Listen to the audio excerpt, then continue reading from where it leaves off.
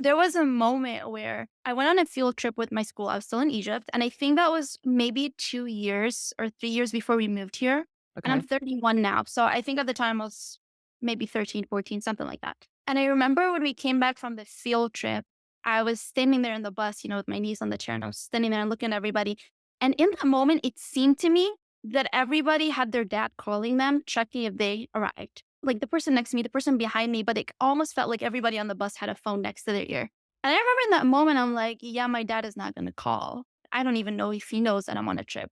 So I'm just like standing there and I could feel my eyes like tear up. And I'm like, I don't feel like I have a dad. Mm. He's there, but I don't feel like I have a dad. So anyway, he never ended up calling. I'm pretty sure he probably didn't even know. And in that moment, it was like that initial realization of I think I'm missing the feeling of having a dad. And moment I started almost like witnessing everything, like I would like when I go to my cousin's house, I'd see how their dad is treating them, like how they're treating their dad. My friends, same thing.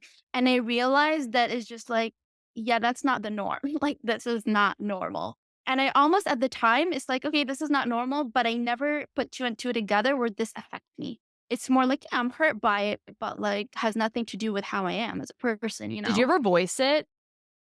Oh yeah. I voiced it to my mom more than I did my dad because What if did I she say?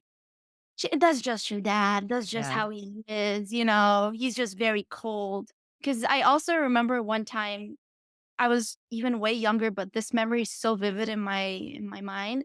Very, very young, maybe like under the age of 10. He was traveling, he came back, he was sitting on the couch in our living room. I go jump, sit next to him, and I'm like, "Oh, I missed you."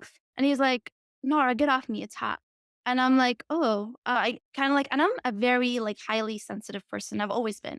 So that hurt me so much. I remember at the time. And then I kind of moved a little bit to the side. And then my mom looked at him and she's like, "Is this how you treat your daughter? What do you mean? Like, she wants to spend time with you."